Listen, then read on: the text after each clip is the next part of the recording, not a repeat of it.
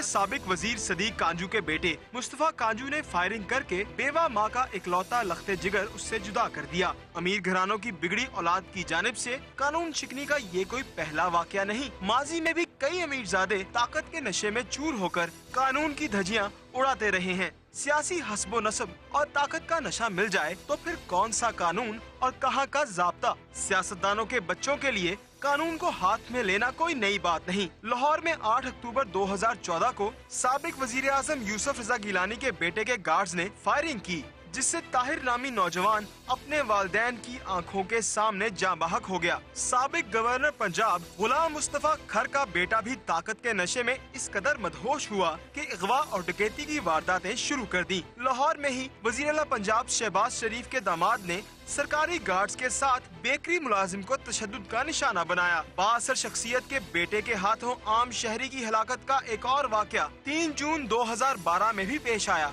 जब साबिक कमिश्नर लाहौर खुसरो परवेज के बेटे ने अपने दोस्त की जान ले ली। और कौन नहीं जानता मासूम शाहजेब कत्ल केस को, जब ताकत और असलहे के नशे में चूर शाहरुख जतोई नामी एक अमीरजादे ने शाहजेब को उसकी बहन ही की शादी के दिन मौत की नींद सुला दिया। कब तक ये जालिम हुक्मरान और उनकी नाखलफ औलादें पाकिस्तानियों को अपनी जर खरीद रियाया समझकर जानवरों की तरह उनका इस्तेहसाल करती रहेंगी। अब हमें उनका हाथ रोकना ही होगा।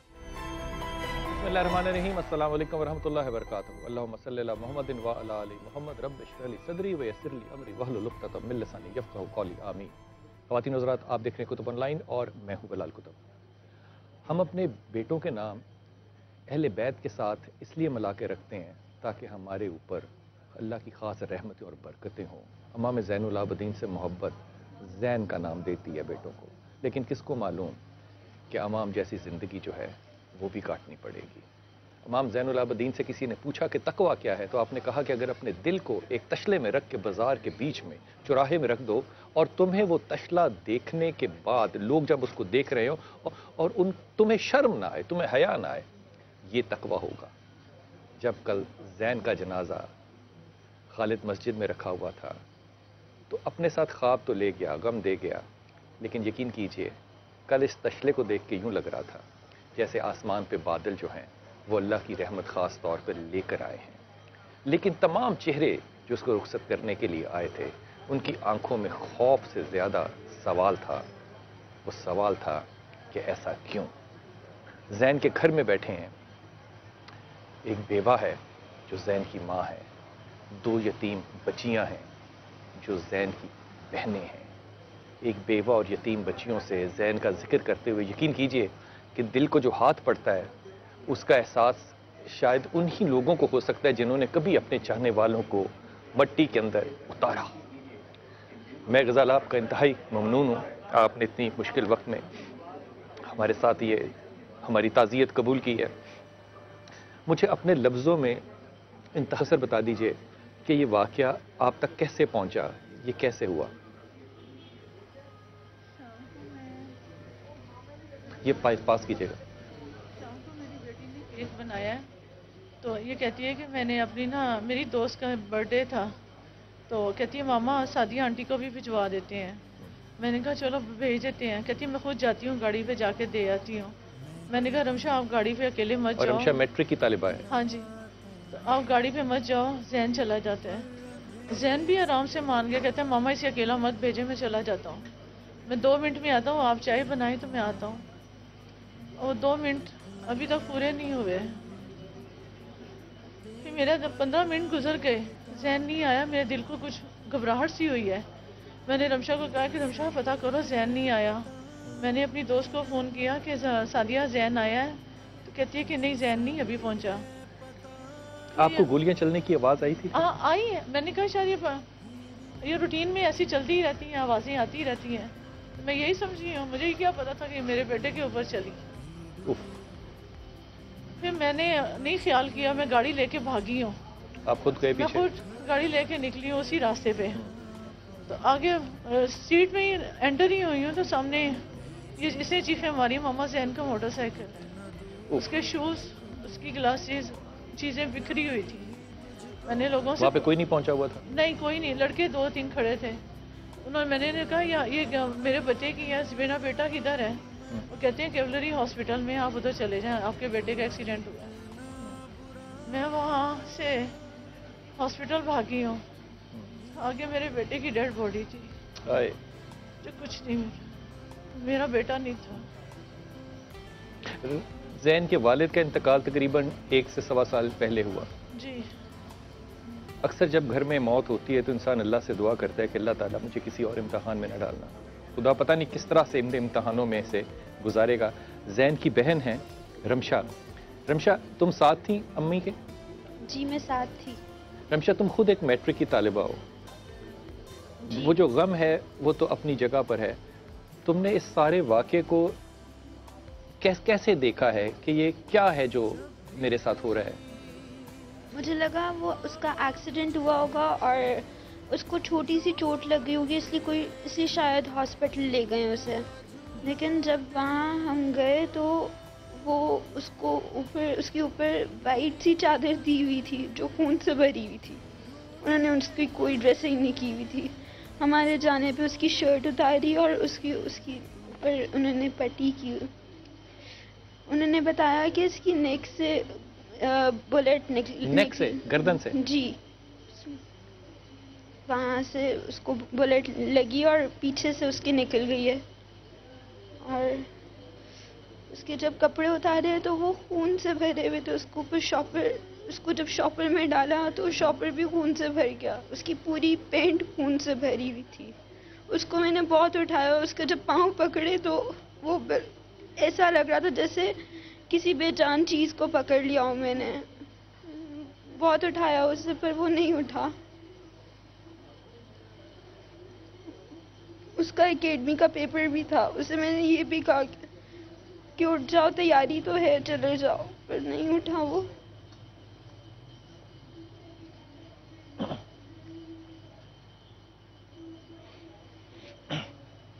बेटा ये इजाज साहब को देना, ये माइक इजाज साहब को देना बेटा, ये इजाज साहब को देना बेटा, ये इजाज साहब को देना।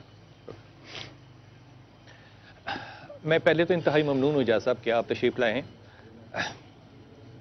जवान बच्चों की लाश उठाना बड़ा मुश्किल है। मुझे नहीं समझ में आता कि हम इस मुल्क में कब तक ये सवाल ही पूछते रहेंगे कि आखिर क्यों। एक माँ ये कह रही है कि गोलियों की आवाज़ जो है वो हमारे घर में सुनना आम बात है, गोलियों की तो आवाज़ चलती है। कितनी अजीब बात है कि वो गोलियां इसी बेटे की थी। वो किसी के भी बेटे पे होती तो इजाज चौधरी, किसी का बेटा तो वो होता। बिलाल भाई, मैं तो खुद दुआ के लिए हाजिर हुआ था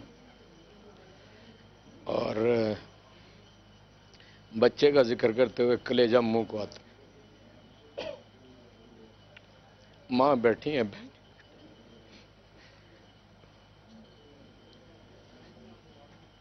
मुझे यूं लगता है मेरा अपना लख्त जिगर था। इस मुआशरे का तवाज़ुन बिगड़ गया है। ताकतवर बहुत ज्यादा ताकत। क्यों क्यों?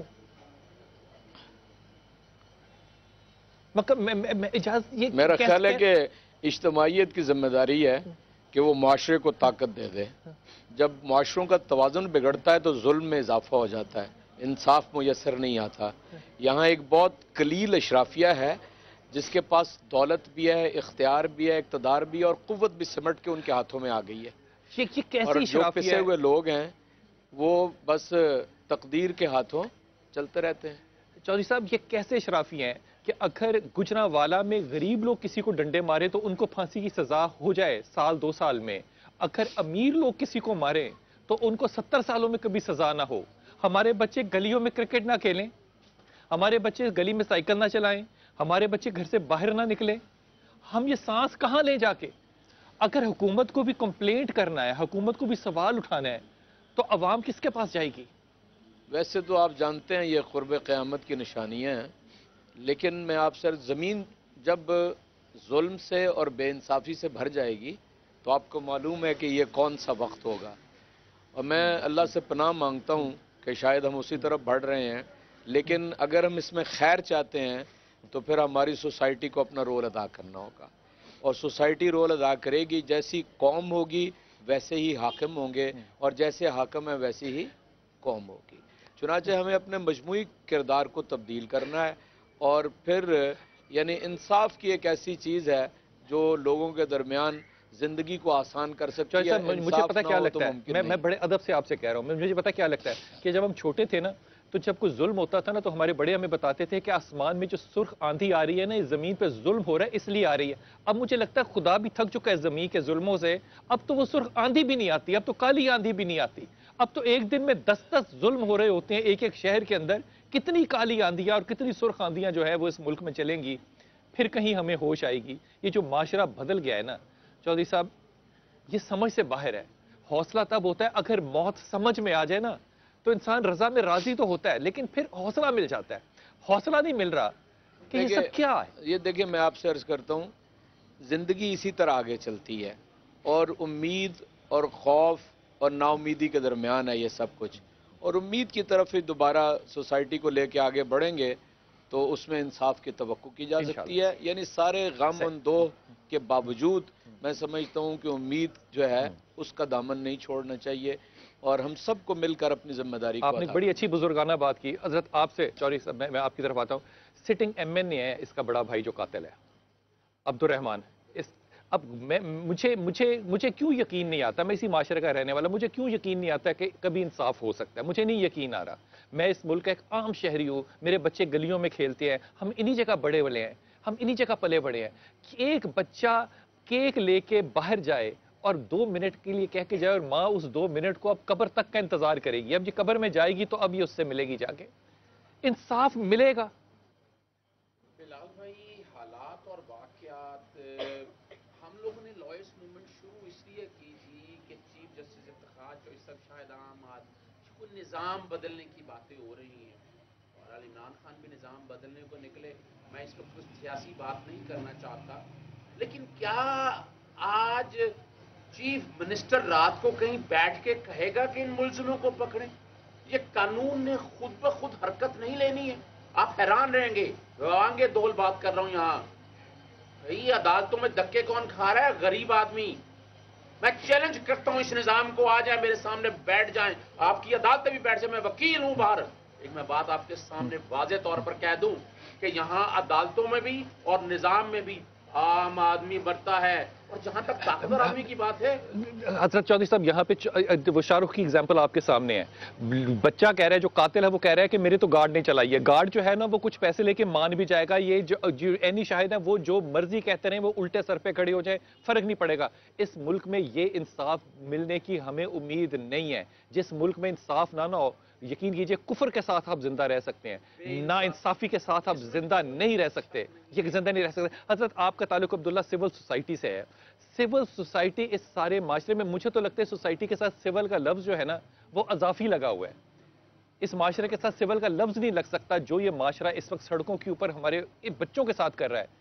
इसको आप कैसे देखते हैं? देखिए, पहली बात तो यह कि मैं आपके प्रोग्राम की वसादत से जो लवाकीन हैं उनके साथ इज़हार यकीनती करने खुद भी आया हूँ और पुलिस के पास भी आज हम गए थे, उनको भी बावर करवाया कि ये जहन की शहादत नहीं है, ये बुनियादी तौर पर इंसाफ का कत्ल है और ये इस माशरे पर और इसके इदारों पर मुंह पर तमाचा है। जैसे आपने खुद कहा, तमाचे जब से मैंने होश संभाली हम खा रहे हैं। ये खाएंगे, हम ये खाएंगे, उस वक्त तक खाएंगे जब तक शख्सियात कानून के ताबे नहीं हो जाती। जिन माशरों में लोग, मुझे पता क्या लगता है अब्दुल्ला, मुझे बड़ी, मैं महात्मा से आपसे कह रहा हूँ, मैं इजाजत साहब आपकी इजाजत से बात कर रहा हूँ, आप बैठे हुए, मुझे लगता है कि हम ये सारी गुफ्तगू जो है ना वो सिर्फ करते रहते हैं और सिर्फ अपने बच्चों के जनाजे उठाने के लिए हम रह गए हैं और हमारा कोई काम नहीं है। ये गुफ्तगू जो है ना, ये फलसफा बड़ा अच्छा लगता है एक ठंडे कमरे के अंदर, लेकिन जिसको अपना बेटा कब्र में उतारना पड़े ना, खुदा की कसम मैं उससे पूछूं कि उसके दिल पे क्या गुजरती है जब वो अपने बच्चे के ऊपर पत्थर रखता है, मट्टी डालता है, दुआ पड़ता है, फिर वापस आता है। जब तक हमारे हाकिमों के ये बच्चे नहीं ना होंगे, खुदा की कसम तब तक कोई तब्दीली नहीं आने लगी। ये बच्चे हाकिमों के होते ना, ये गुरबा के ना होते। आज अगर गिलानी के बेटे को सजा हुई होती तो शायद जहन हमने जिंदा होता। ये हम जहन आज भी उठाया है, कल भी उठाते रहेंगे, उस वक्त तक उठाते रहेंगे जब तक के माशरे के ताकतवर तबकात अपने आप को कानून के दायरे में नहीं लाते और कानून हरकत में नहीं आता। हम ताहिर के घर में थे, हमने इसी तरह प्रोग्राम किया था, उसके बाप ने भी इल्तजा की थी और आज उसको भी इंसाफ नहीं मिला। ये मामला जो है ना, ये कहने के ख़वातीन और हज़रात अपनी जगह पर हैं कि हम बोल क्या रहे हैं, हम ये सारी गुफ्तगू कर सकते हैं, लेकिन खुदा के वास्ते एक लम्हे को कोई माँ, कोई बाप, कोई बहन, कोई बाप सोचे तो सही कि जब अपने लत्ते जिगर को कब्र में उतारना पड़ता है तो क्या ये जी नहीं चाहता कि मैं भी इसके साथ लेट जाऊं। खुदा की कसम कई दफा दिन में सोचता हूं कि अगर खुदकशी हलाल होती ना तो इन मामला से छुटकारा हो जाता, हम मरते और खुदा से जाके इल्तिजा करते और फिर गुफ्तगू ना करते, रोजे महशर का इंतजार करते। वक्फा लीजिए, वापस आते हैं। भेजना इतना दूर मुझको तू, याद भी तुझको आना पाऊं मां, क्या इतना बुरा हूं मैं मां, क्या इतना बुरा मेरी मां।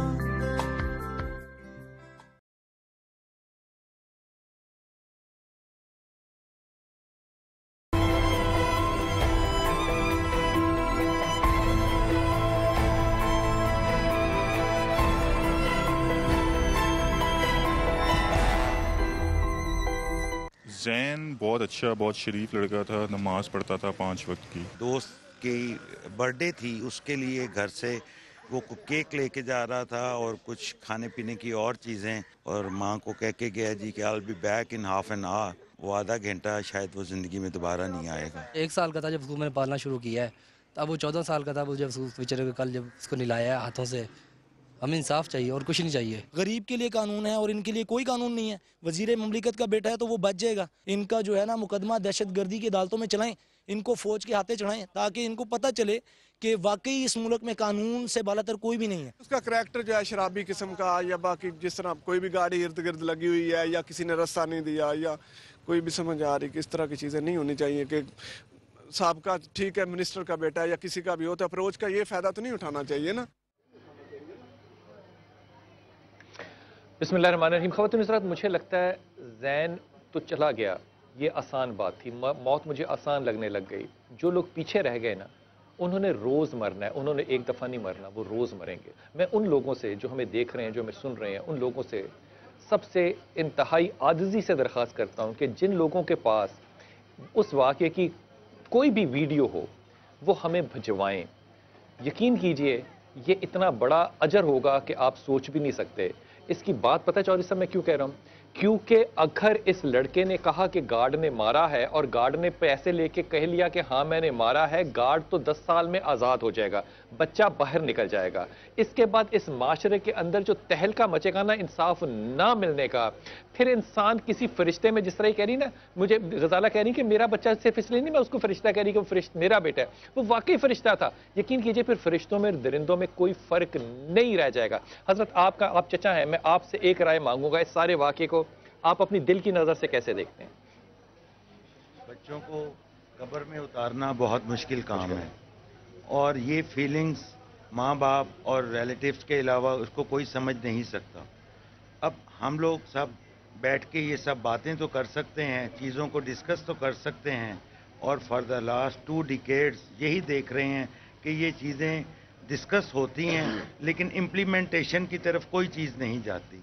हम सब जब बैठते हैं तो हमें देखना ये चाहिए कि हम सोसाइटी को नेक्स्ट इस इवेंट से, इस इंसिडेंट से नेक्स्ट क्या लेसन हमें मिलता है। हज़रत ये बहुत बड़ी बात इसलिए होगी कि इस मुल्क में अगर चीफ मिनिस्टर ना इसमें शामिल हो तो वो मुजरिम जो है ना वो पकड़ा भी ना जाए, ये हकीकत है। हम इस मामले में और कुछ हो, आप चचा हैं, ये कॉन्सेप्ट हज़रत आप अपनी राय दीजिएगा, फिर मैं छोटी बच्ची के पास आऊंगा। हमारा लख्त जिगर इस दुनिया से चला गया और हमें इंसाफ मिलने की तवक्को नजर नहीं आ रही। आपको नहीं है उम्मीद नहीं है, क्योंकि जो हम पिछले सराउंडिंग में देख रहे हैं अभी तक तो हालांकि आपको बड़ी ढारस दिलाई गई और स्पेशली बहुत सारे मीडिया के लोग आए हैं, पुलिस आई है, सब कुछ आया है, ऊपर से थ्रेड जो हमें आ रहे हैं। आपको थ्रेड आने शुरू हो गए हैं। जिन लोगों को मुझे बताएं कि इंसाफ पहले थ्रेड कहां से आए आपको? अपने जिन लोगों का बच्चा गया और जिन्होंने मारा होगा उनके थ्रेड आ रहे होंगे, तो ये हमें एक थ्रेड आ रहे हैं। एक हमारा बच्चा इस दुनिया से चले गए, एक ये बच्चों को डराने की धमकाने के लिए, तो हमें इन बच्चों को। कौन आया आपके पास? आया कौन? फोन पे थ्रेड आ रहे हैं। फोन पे थ्रेड आए। तो ऐसी चीज़ें अगर बच्चों को डराना है, माँ को डराना है, जिसकी माँ का सब कुछ ही चला गया, आसरा ही चला गया, बाप इनका पहले चला गया, बेटा उसका बाद में चला गया। मुझे नहीं पता इस बात पे हुकूमत को कैसे रद्द-ए-अमल करना चाहिए कि फ़ोन के थ्रेट उस घर में आ रहे हैं जो कि अपने मैट्रिक के बच्चे को अभी दफन करके आए हैं, लेकिन जब हमारी टीम यहाँ पे उनके मोहल्ले में कैमरा लेकर गई और लोगों से कमेंट मांगे तो यकीन कीजिए लोग भी इसी तरह खौफजदा थे जो कि कमेंट देना नहीं चाहते थे। मनाहिल बेटा, मैं आपसे बात करता हूँ, ये आप लो। मनाहिल, कितनी उम्र है तुम्हारी बेटे? कितनी उम्र है? मेरी 12 है। तुम्हें पता है कि तुम किस हालात में से गुजर रही हो? हाँ जी। अब्बू याद आते हैं?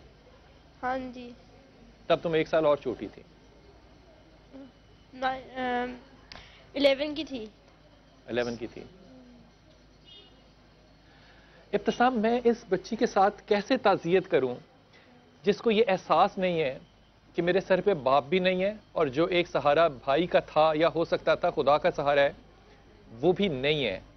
इस माशरे में चचा हैं आप, चचा कह रहे हैं कि फ़ोन पे थ्रेट आ रहा है। इस माशरे में अगर ये ताकतवर का कानून है तो फिर ये माशरा जो है अपना इंसाफ मांगने के लिए फिर खुद बाज़ारों और सड़कों पे असले के साथ ही निकलेगा ना, फिर और क्या होगा? देखें जी, बुनियादी तौर पर बात है, माइट इज़ राइट का कानून जहाँ पर भी हो जाता है वहाँ पर इंसानी कदरें ज़ाहरी बात पामाल हो जाती हैं। मुझे यहाँ पर बनु महजूम का वाक़या जो बड़ा क्लियरली याद आ रहा है कि जब सैयदना उसामा इब्न ज़ैद रज़ी अल्लाह तआला अन्हु को सिफारशी बना के भेजा गया था तो नबी करीम सल्लल्लाहु अलैहि वसल्लम गज़बनाक हो गए। आपने फरमाया लौ अन्ना फातिमा बिन्त मोहम्मद सरक़त लक़तअतु यदहा, अगर मोहम्मद का कल्बे अथर, हदीजा का लहते जिगर, अली का नूर नदर, हसन हुसैन की मादर मोहतरम और सैयदतुन निसाई अहल जन्नह फातिमा भी चोरी करे मैं उसके भी हाथ को काट डालूंगा। और आपने दूसरे अल्फाज इस मौके पर यह फरमाए कि पुरानी कौम पर अदाब आने की बुनियादी वजह यह थी जब उनमें से कोई बड़ा जुर्म करता था उसको छोड़ दिया जाता था, जब कोई छोटा जुर्म करता उसको पकड़ लिया जाता था। तो मैं ये बात समझता हूं, का जिक्र हो रहा था। हाँ, हम तो नई कौम हैं, हम तो उम्मत मोहम्मद है ना। नबी करीम सल्लल्लाहु अलैहि वसल्लम ने पुरानी कौमों को इसलिए जिक्र किया कि कहीं तुम उनकी डगर पे चलना शुरू ना कर देना। पुरानी कौमों का हालात उधर जा रहे बल्कि जा चुके हैं। आप ये बात बताएं कि ये तो बच्चा जो था एक घर का बच्चा था ना, इस मुल्क के अंदर DSP के बच्चे को मारने वाला बंदा भी अपने असर और रसूख के जरिए बच के जा चुका है। शाहरुख जतोई की बात आपको पता शाहरुख के सारे केस के अंदर क्या हुआ? इसका मतलब यह कि इस मुल्क के अंदर जो है कानून जो है या तो वो बिकता है या वो असर और रसूख के जरिए उसको दबाया जाता है या हक वाले मकतूल का खानदान जो है ना वो पाकिस्तान को छोड़ के जा चुका है। पाकिस्तान को छोड़ के जा चुका है। इस हालात वाकयात के अंदर आपको ये हम ये बात कहना चाहते हैं कि जिस मुल्क के अंदर 14 बंदे मॉडल टाउन में कत्ल हो जाएं और उनकी FIR कटवाने के लिए 90 दिन के धरने देने पड़े, इस मुल्क के अंदर जहां पर जो है किसी बंदे की FIR कटवाने के लिए थानों के 50 मतलब चक्कर लगाने पड़े, क्या आप एक्सपेक्ट करते हैं कि इस मुल्क के अंदर इंसाफ जो है उसको फराहम कर दिया जाएगा? अगर ये मुल्क के अंदर कोई बंदा सिंसियर है तो फौरन से पहले FIR जो है उसको कटवा चाहिए। मैं वालदा से एक बात कर लूं। रज़ाला, मुझे ईमानदारी से बताना, ये सब बातें आप सुन रहे हो, आपको ये सारी बातें सुन के क्या लगता है कि क्या हो रही है बात? आपको आपका बेटा चला गया और इंसाफ नहीं होगा? नहीं होगा। ये पास करना नहीं होगा। आपको नहीं लगता कि होगा? नहीं होगा। क्यों लगता आपको कि नहीं होगा? क्यों? हजारों बच्चे चले गए, उनको कोई इंसाफ मिला? कितने बच्चे गए? मेरा बच्चा पहला तो नहीं था और ना ही आखिरी है। इंसाफ नहीं मिलेगा क्योंकि ये नवाज शरीफ वगैरह या शहबाज शरीफ वगैरह ये चाहेंगे ये सही कर सकते हैं, ये दे सकते हैं इंसाफ? नहीं करेंगे क्योंकि उनकी अपनी फैमिली का बंदा है मारने वाला, वो कैसे इंसाफ कर? नहीं मिलेगा। ये 4 दिन जो शोर मचेगा 5वें दिन वो चला जाएगा, छूट के बाहर चला जाएगा। नहीं मिलेगा। हमें वाकया सुनना ही ना पड़ता, या हमें वाकया देखना ही ना पड़ता, होता ही ना। अगर इंसाफ मिलता होता, इंसाफ अगर कहीं एक बच्चे को भी मिल जाता ये वाकया होता ही ना। मेरा बेटा इस तरह जाता ही ना, किसी एक बच्चे को भी इंसाफ मिल जाता तो मेरा बेटा ना इस तरह जाता। ये ना उठाता तो शायद ज़हन की तो FIR भी ना होती। मुझे वक्फे पे जाना। ख़वातीन हज़रात, मीडिया आवाज़ बनता है, मीडिया इनकी भी आवाज़ बना है, लेकिन क्या हम ही आवाज़ हैं? क्या इस मुल्क में कोई हाकिम ऐसा होगा जिसका अपना ज़मीर जिंदा है? मुझे इस माँ की बात पे यकीन ही नहीं आ रहा कि आज दूसरा दिन है ज़ैन को और इसकी माँ कह रही है कि ना मेरा बेला पहला है ना मेरा बेटा आखिरी है। वो कौन से और बेटे हैं जिनके मरने का ये हाकिम इंतज़ार करेंगे इससे पहले कि वो इंसाफ करें? वक्फा लीजिए, वापस आते हैं। इनके अपने बच्चे जाएंगे तब इन्हें इंसाफ। ये कहना अभी भेजना इतना दूर मुझको तू, याद भी तुझको आना पाऊं माँ। क्या इतना बुरा हूँ मैं माँ, क्या इतना बुरा मेरी माँ।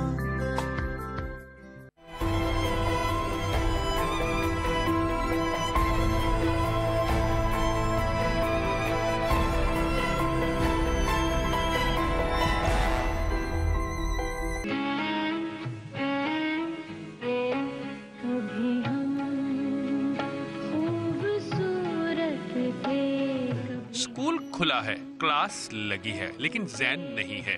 किताबों में बसी खुशबू की मानी, सांस साकिन की। मंगल की शब अलमनाक मौत का शिकार होने वाले नौजवान की कुर्सी खाली पड़ी है और इर्द गिर्द बैठे दोस्तों के चेहरों पर उदासी के साए हैं। यार यूं भी बिछड़ जाते हैं, ज़ैन के दोस्तों का दिल जैसे ये मानने को तैयार नहीं। कभी उसको तंग कर देते थे तो वो बुरा नहीं मनाता था। क्लास में बहुत अच्छा था, टीचर का कहना मानता था, ओबीडियंट था। मुझे ये अभी तक यकीन नहीं हो रहा, मुझे लग रहा है कि उसने आना है, आज छुट्टी पे है लेकिन उसने अब कभी नहीं आना।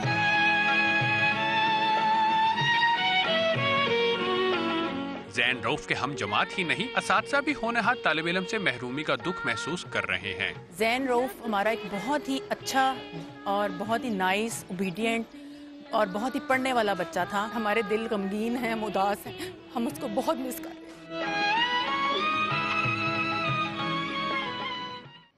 बिस्मिल्लाहिर्रहमानिर्रहीम। ख़वातीन रसूल पाक सल्लल्लाहु अलैहि वसल्लम ने अपने बेटों को भी कब्र में उतारा और बेटियों को भी कब्र में उतारा, लेकिन रसूल पाक सल्लल्लाहु अलैहि वसल्लम कहते हैं, हज़रत अब्बास इस बात के रावी हैं कि हमज़ा को कब्र में उतारना बड़ा भारी था।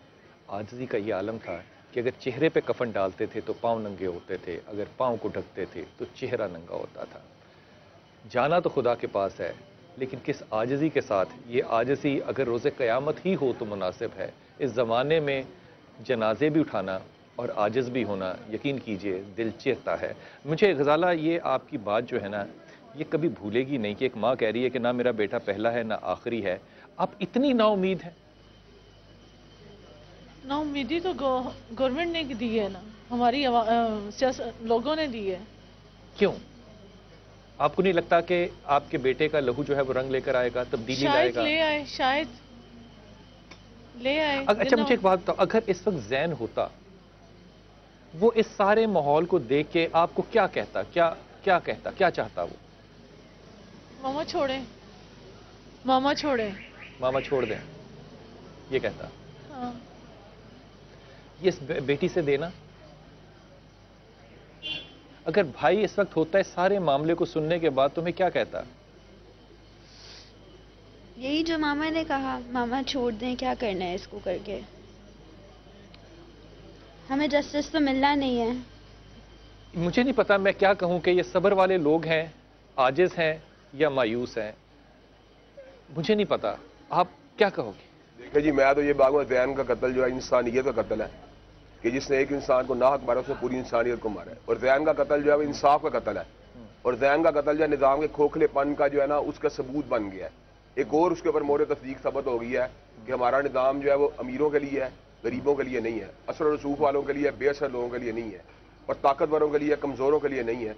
तो मैं ये बात समझता हूँ, जब इस कदर कमज़ोरियाँ हों तो निज़ाम जो था खुद अपनी मौत आप मर जाता है। अच्छा, जिसके मरने का वक्त अब आ चुका है।